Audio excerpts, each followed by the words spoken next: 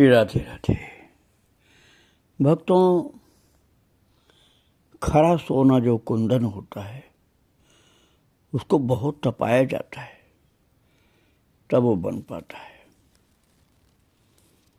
ऐसे ही जो बहुत ऊंचे संत होते हैं उनको बहुत तपना पड़ता है, तभी वो बहुत उच्च कोटि के संत हो पाते हैं। बाबा रामदास जी काठिया के सम्मुख भी ऐसी स्थिति आई थी। कल आप श्रवण कर रहे थे, उनके गुरुदेव ने कठिन परीक्षा ली थी, यहाँ तक कि डंडे से मारा था, उनको गाली भी दिया, भगाने के लिए, भाग जाने के लिए कहा। और जब उन्होंने कहा कि मैं अब आपके चरणों को छोड़कर नहीं जाऊंगा, भले आप मुझे मार दें, चाकू से मेरा गला काट दें, लेकिन मैं आपके चरणों को छोड़कर नहीं जाऊंगा। तो बाबा ने वरदानों की बरसात कर दी।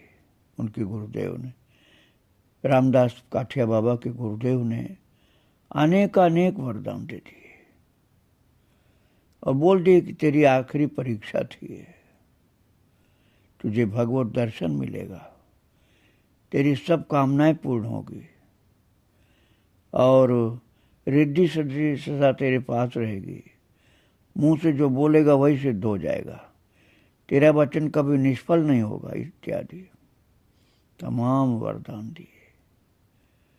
और रामदास काठिया बाबा चकित रह गए सब सुन के कि गुरुदेव ने इतने आशीर्वाद वरदान दिए। उनकी प्रदक्षिणा करके साष्टांग दंडवत किया। और इससे कुछ दिन पश्चात एक दिन गुरु महाराज ने एक समृद्ध संपन्न नगर के किनारे पधार करके अपना आसन लगाया। उनके आसन से कुछ दूर पर शिष्य रामदास काठिया बाबा ने भी आसन लगाया, क्योंकि किसी चेले को यह आज्ञा नहीं थी कि गुरु महाराज के आसन के समय अपना आसन लगावे। उनकी तेज पुंज छवि का दर्शन की लालसा से उस नगर के लोग आने लगे।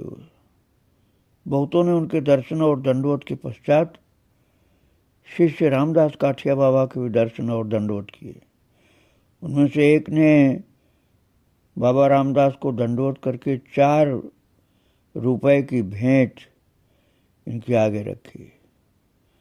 4 रुपए आप चांदी के समझिए तो कुछ मूल्य समझ में आएगा। तो बाबा रामदास जी ने कहा, राम राम, तुम क्या कर रहे हो भैया? मेरे गुरुदेव योगीराज पास ही विराजमान हैं, उनकी सेवा में जाकर तुम इसको भेंट करो। उनके विद्यमान रहते उनके आगे भेंट को न रखकर मेरे आगे रखना उचित नहीं है। वो आदमी बोला, बाबा जी, मैं आपकी ही पूजा करता हूँ, आप पर मेरी श्रद्धा हुई है, ये भेंट आप ही के आगे उपस्थित करता हूँ। तो बाबा कहते हैं कि मैंने कहा ये कभी नहीं हो सकता। योगेश्वर गुरु महाराज के साक्षात विराजमान रहते हुए इस पूजा की भेंट को मैं कभी नहीं स्वीकार कर सकता। बाबा ने कहा, देखो भाई, इस भेंट को ले जाकर महाराज जी को ही, गुरुदेव को ही अर्पण करो, मुझे नहीं। किंतु वह मनुष्य तो, बाबा कहते हैं, मेरी बात किसी भी तरह से मानने को तैयार नहीं। और फिर वो चला गया। तो बाबा कहते हैं, मैं तत्काल ही हड़बड़ा कर उठा और रुपयों को लेकर के गुरु महाराज की सेवा में जा पहुंचा। रुपयों को उनके सम्मुख रख करके मैंने हाथ जोड़कर विनती की, महाराज, एक मनुष्य 4 रुपए की भेंट दे करके चला गया, इसको आप स्वीकार कीजिए। विमानो क्रोध से ही बोले, अरे कैसा चेला है, गुरु के सामने ही तू भेंट लेने लग गया। मैंने हाथ जोड़ करके नम्रता से विनती की, महाराज जी, इस भेंट को मैं नहीं लेना चाहता था। उस मनुष्य से बार बार कहता रहा, भेंट को आपकी सेवा में उपस्थित करे वो, पर वो किसी प्रकार से भी मेरा कहना न मानकर भेंट को मेरे आगे रख करके चला गया। उसके चले जाने पर तुरंत मैं इसे आपके पास लाया हूँ, मैंने इसे स्वयं नहीं लिया है। ये सुनकर के महाराज जी मुस्कुरा कर बोले, बेटा तू भी अब सिद्ध हो गया है। इसके कहने के पश्चात मानो वे कह रहे थे कि तुम भी अब शेर हो गए हो, परंतु दो शेर एक ठौर पर नहीं रहते बेटा। इस घर के 2-3 दिन पीछे गुरु महाराज मुझसे बोले, बेटा द्वारका हमारे संप्रदाय का धाम है, उसका एक बार तुमको दर्शन करके आना आवश्यक है। तो बोले, बाबा बोले कि महाराज आपको ही मैं भगवान समझता हूँ। शास्त्र भी कहते हैं कि गुरु के चरणों में सभी तीर्थ विराजते हैं, इसलिए आपके चरणों के दर्शन से मुझे सब तीर्थों के दर्शन होते हैं, और किसी तीर्थ के दर्शन की अभिलाषा मुझे नहीं है। गुरु महाराज बोले, अरे तू बड़ा ज्ञान हो गया, तुझको ज्ञानी हो गया। अरे तेरे जोड़ का ज्ञानी और कोई नहीं हुआ होगा। तेरे गुरु द्वारका के दर्शन हो गए, दादा गुरु थे, परदादा गुरु गए थे, तेरे गुरु भी गए, तेरे दादा गुरु भी गए, परदादा गुरु भी है द्वारका गुरु, द्वारका का दर्शन करने। पर तू ऐसा ज्ञानी हो गया कि कहता है तुझको किसी तीर्थ के दर्शन की आवश्यकता नहीं। ऐसी बुद्धि को त्याग दे। काठिया बाबा के गुरुदेव ने कहा कि मैं कहता हूं कि तू द्वारका धाम के दर्शन करके आ। गुरु महाराज जी की ऐसी बात पर सुन करके ये बोले कि महाराज मैं नहीं जानता कि द्वारका कहाँ है, किधर है, मैं कैसे द्वारका जी जाऊंगा। आप मुझ पर यही कृपा कीजिए कि मैं आपकी सेवा में रहूं। आपकी सेवा करने से मेरा चित्त प्रसन्न होता है। गुरु महाराज मेरी इस बात पर उस समय तो चुप हो गए और कुछ उत्तर नहीं दिए। फिर दूसरे ही दिन 2 साधुओं ने गुरु महाराज के निकट आकर के उनको दंडवत किया। उनसे गुरु महाराज ने पूछा, तुम कहाँ जाओगे? साधुओं ने कहा, हम द्वारका धाम के दर्शन को जा रहे हैं। तो बाबा कहते हैं, मैं पास में ही था और गुरु महाराज मुझसे बोले, तुमने कहा था कि तुम नहीं जानते कि द्वारका धाम कहाँ है, किधर है। तो ये दोनों साधु जो आ गए हैं, ये द्वारका को ही जा रहे हैं, इसलिए इनके साथ तुम द्वारका धाम की यात्रा करो। बस मुझे विवश होकर के फिर जाना पड़ गया और मैंने गुरु महाराज को साष्टांग दंडवत कर उनसे विदा ले उन दोनों साधुओं के साथ द्वारका की यात्रा की। गुरु महाराज ने आशीष देकर मुझसे कहा, तुम द्वारका जी के दर्शन कराओ, मार्ग में तुमको कोई कष्ट नहीं होगा। तुमको जिन जिन वस्तुओं की आवश्यकता होगी वे सभी बिना मांगे तुम्हारे समीप आकर के उपस्थित हो जाएंगे। रामदास काठिया बाबा कहते हैं कि वास्तव में मुझे द्वारका जी की यात्रा में कहीं किसी वस्तु का अभाव तथा किसी प्रकार की असुविधा नहीं हुई। जहाँ जहाँ जाकर मध्याह्न या संध्या समय में आसन लगाता, वहीं लोग आकर के खाद्य सामग्री सब दे जाते थे। राजपूताने की मरुभूमि को पार करने के लिए बस्तियों के लोग बैलगाड़ी तक का प्रबंध करने लग गए। इसी भांति द्वारका जी में पहुंचकर मैंने द्वारकानाथ जी के दर्शन किए और उसके बाद वहाँ से लौट करके मैं गुरुदेव को जहाँ से छोड़कर गया था वहाँ आया। किंतु वहाँ मैंने देखा कि मेरे सभी बड़े गुरु भाई उदास बैठे हुए, पर वहाँ गुरु महाराज नहीं है। मेरे पूछने पर मेरे बड़े गुरु भाइयों ने बड़े खेद से कहा कि गुरु महाराज ने कलेवर छोड़ दिया है। इस दारुण संवाद को सुनकर के मेरा सिर घूमने लगा, किंतु मैं जानता था कि गुरु महाराज भगवान हैं, ब्रह्मर्षि हैं और जरा मृत्यु रहित हैं। इसलिए गुरु भाइयों से मिले हुए संवाद पर मुझे विश्वास नहीं हुआ। वो कहते हैं कि मैं कुछ देर चुप रहकर गुरु भाइयों से बोला। गुरु महाराज सर्वशक्तिमान भगवान थे, उनकी मृत्यु कैसे हो सकती है? आप लोग मुझे भुलावा देते होंगे। लोगों ने कहा, गुरुदेव ने हम लोगों के सामने ही देह त्याग किया है और हम लोगों ने उनके शरीर का अंतिम संस्कार भी किया है। ये सुन करके मैं अत्यंत विकल हो गया और बोला कि हाय, क्या इसीलिए उन्होंने मुझे अपने पास से हटा दिया था? पर भी तो भगवान, उनकी मृत्यु कैसे हो सकती है? उनका दर्शन न पाने से मैं जीवित नहीं रहूंगा। शोक से क्रमशः मैं इतना विवश हो गया कि अपने सिर को अपनी जटाओं को, सिर की बड़ी बड़ी जटाओं को नोचने लगा, जिससे गुरु भाइयों ने दयार्द होकर के मुझे मुंडित करा दिया कि सिर की जटाएं खींचते रहेंगे, इससे मुंडन करा दो इनका।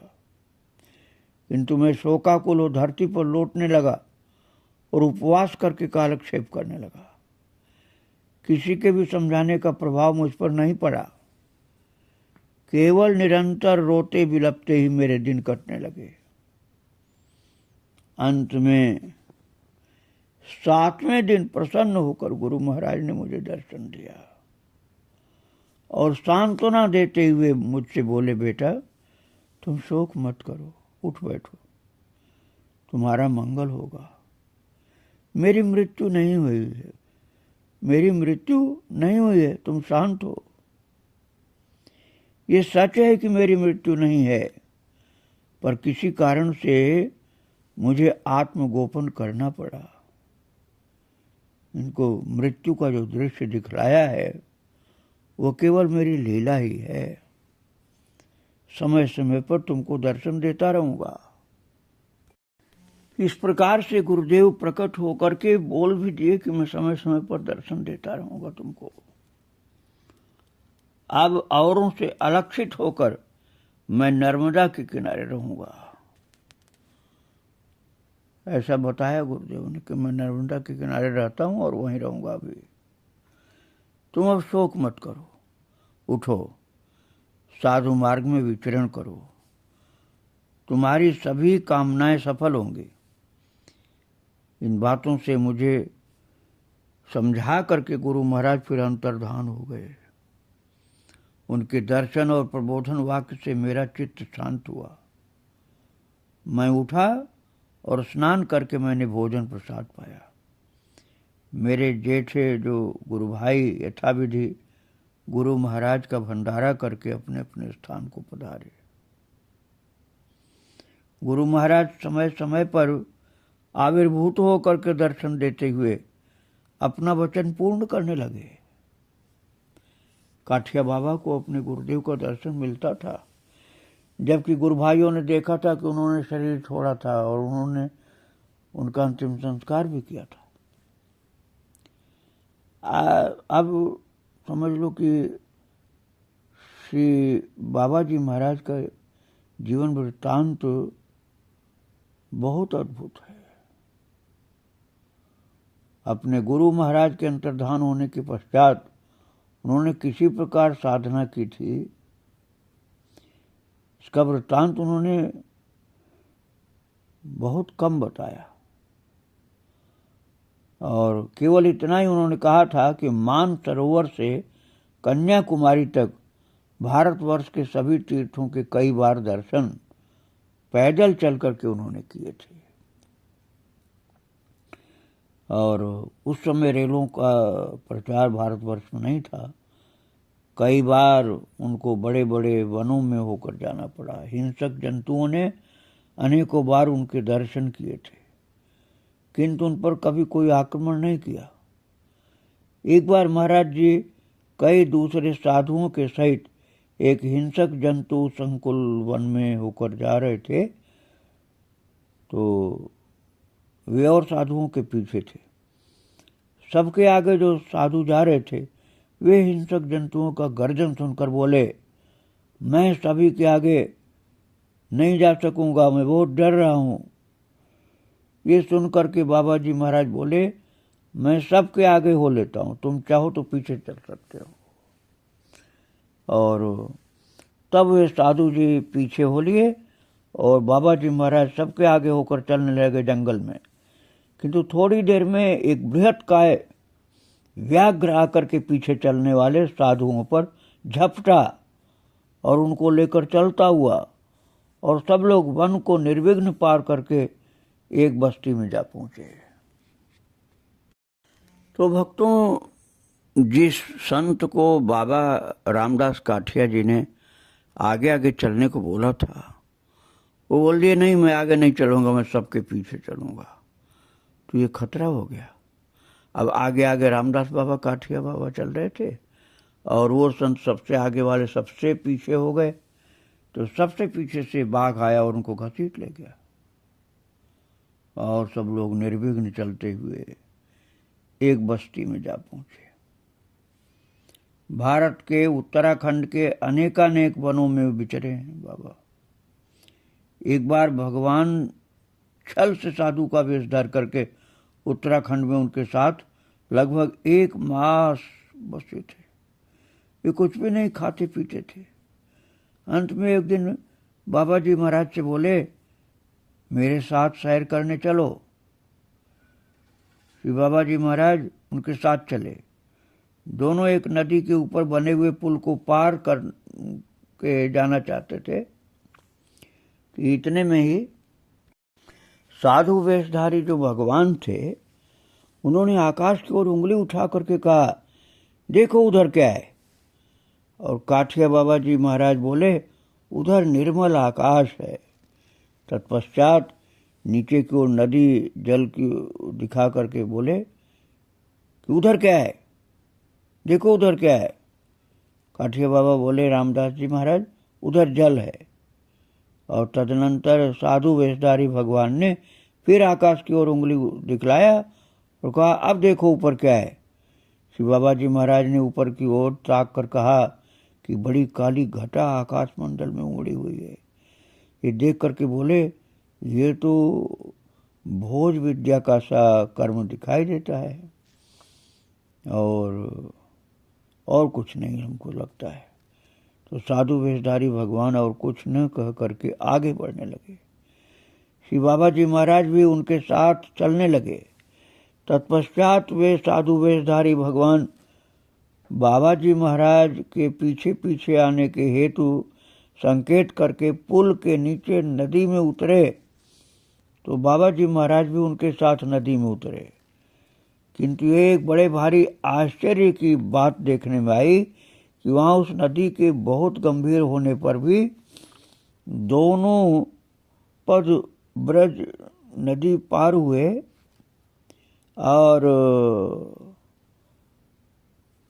किसी के घुटनों के ऊपर जल नहीं पहुंचा।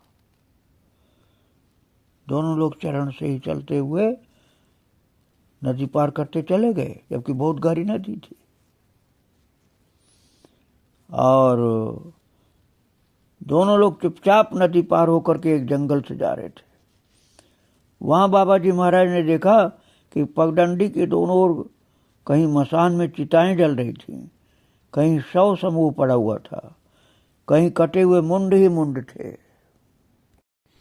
ऐसे बहुत से दृश्य देखते हुए चलते जा रहे थे। कुछ दूर चल करके बाबा जी महाराज ने देखा कि वो साधु वेशधारी भगवान वहां नहीं है, और बहुत ढूंढने पर भी बाबा जी महाराज को उनका फिर पता नहीं चला। वे वहां से लौटने लगे, किंतु पहले की देखी हुई चिताएं शव उनको कुछ नहीं दिखलाई पड़े। उन स्थान पर केवल नाना प्रकार के वृक्ष लता यही सब मिली। तब उनके समझ में आया कि स्वयं भगवान ने साधु का वेश धारण करके उनके साथ ही लीलाएं की हैं। और एक बार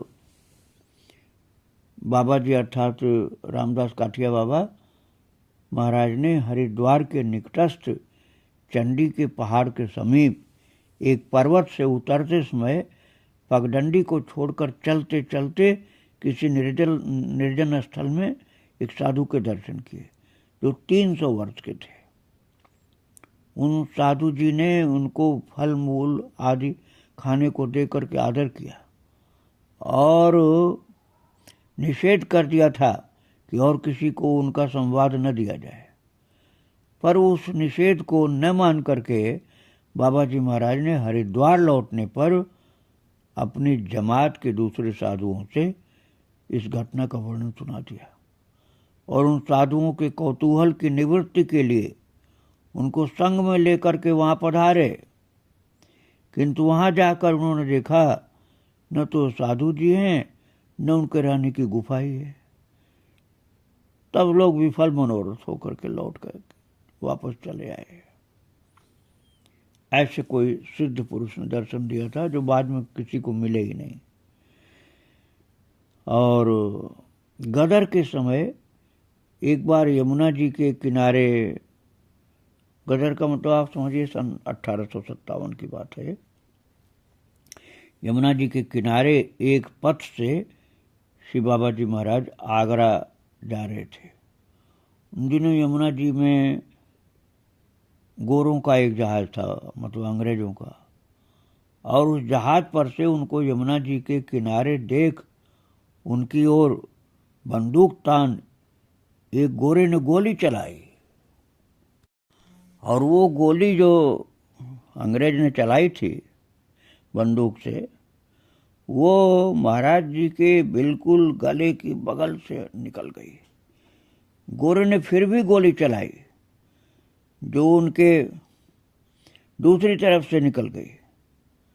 उसने फिर भी गोली चलाने के लिए बंदूक उठाई तो जी में ये कहकर कि ये तो छोड़ेगा नहीं, देखते हैं, फिर उन्होंने आंखें मूंद ली। किंतु तत्काल ही बंदूक गोरे के हाथ से छूट करके यमुना जी में गिर पड़ी। इससे वो अंग्रेज लोग बड़े विस्मित होकर के मेमों के साथ दल के दल उनके समीप आए और सिर की टोपें उतार उतार करके सलाम करने लगे। उन्होंने फिर बाबा जी महाराज के साथ कोई अनिष्ट आचरण नहीं किया। वो समझ गए कि इनके अंदर शक्ति है, इन्होंने तो मेरी बंदूक ही गिरा दी बिना छुए। और एक दिन एक गांव में भी वो पंचाग्नि तापने लगे। गांव के लोग उनकी बड़ी श्रद्धा भक्ति करने लगे। उस समय और एक साधु उनके साथ थे। उसको बाबा जी पर इतनी ईर्ष्या हुई कि उनको वध करने का संकल्प करके उसने एक दिन बाबा जी महाराज पंचाग्नि के मध्य योगासन में उपविष्ट थे। महाराज जी अर्थात काठिया बाबा जी ध्यान में निमग्न थे, तो उनके चारों ओर लगभग 1,000 कंडियों को इस प्रकार से सजा दिया कि कंडियों के वृत्त ने उनके सिर से भी ऊंचा हो करके उनको ढक सा दिया। तत्पश्चात उस साधु ने जब कंडों में आग लगाई तो चारों ओर के कंडों की आग एक ही लौ के साथ धधकने लगी और साधु वहां से भाग गया। गांव के लोगों ने वहां आकर के धधकती हुई अग्नि की ज्वाला को देखकर विचारा कि अग्नि ने बाबा जी को भस्म कर दिया होगा, क्योंकि वो साधु जो चिढ़ रहा था वो चारों ओर से ढेर लगा दिया था कंडों का और सब एक साथ जला दिया था। पर यथा समय समस्त कंडे जल गए, अग्नि ज्वाला शांत हो गई। तब महाराज जी का ध्यान भंग हुआ। उसके पहले ध्यान में डूबे हुए थे, गहरे ध्यान में, और उनके शरीर पर अग्निदेव का कुछ भी प्रभाव नहीं पड़ा। ध्यान भंग होने पर कंडों की भस्म के ढेर के बीच से वे निकल करके आए और गांव के लोग ये देख करके अत्यंत विस्मित हुए और सब लोग जय जयकार करने लगे कि महाराज जी तो बिल्कुल दहकती अग्नि में से जब सब राख हो गया तब निकल के आ रहे। बाबा जी महाराज गांव के लोगों के द्वारा बहुत सत्कार किए गए और फिर बाबा ने कहा कि मैं इसी प्रकार से और भी कंडों को तापूंगा। तो आप लोग और कंडे लाइए। तो इस प्रकार से महाराज जी ने और भी कंडे जलाए चारों तरफ और बैठे रहे। लोग आश्चर्य में पड़ गए कि इनके ऊपर अग्नि का असर ही नहीं होता है। गांव वालों ने समझ लिया कि हमने ही कंडे दिए थे उस साधु को जिसने बाबा को जलाने की कोशिश की थी, इसलिए हमसे नाराज होकर बाबा कह रहे हैं कि और कंडे लाओ और जलाओ मुझको। लेकिन बाबा तो जले नहीं। तब गांव के लोगों ने कहा, महाराज जी, हम नहीं जानते थे कि आपको जलाने के लिए ले रहा है कंडा। हम तो समझते थे कि वो रखेगा, अपना रसोई भंडारा ये सब करता रहेगा। हमें क्या पता था कि आपको जला के मारने के लिए सब लिया है उसने। और फिर सबने क्षमा मांगा और सबने कहा कि आपकी आज्ञा हो तो हम उसको ढूंढ करके लाएं जहां भी होगा। तो काठिया बाबा बोले, अरे नहीं नहीं, तुमको ये सब नहीं करना पड़ेगा। उसने जो अन्याय किया है तो अपने आप दंड पाएगा, तुम क्यों दंड दोगे। उसके 2 दिन पश्चात पुलिस उसको और दूसरे किसी अभियोग में पकड़ करके ले आई और उसे 6 महीने का कारावास दंड मिला। इस प्रकार बाबा जी महाराज कोई भी चाहे जितना ही परेशान कर दे उससे प्रभावित नहीं होते थे, न जंगल के जीव जंतुओं से, न किसी दुष्टों की दुष्टता से। ग्रीष्म काल में पंचाग्नि भी तापते थे। उसी प्रकार शीतकाल में जल सैया में उपस्थित लेटे रहते थे जल में। वे ब्राह्म मुहूर्त ही में जल में योगासन लगा करके ध्यान में मग्न हो जाते थे, शीतकाल में जल में, और गर्मी में पंचाग्नि ताप करके तपस्या करते थे। और गुरुदेव के आशीर्वाद से तमाम सिद्धियां उनको प्राप्त थी। भक्तों, महाराज जी के चरित्रों को आगे भी मैं सुनाऊंगा। आज उनको प्रणाम करके ही विराम दे रहा हूँ। श्री राधे राधे, जय श्री राधे।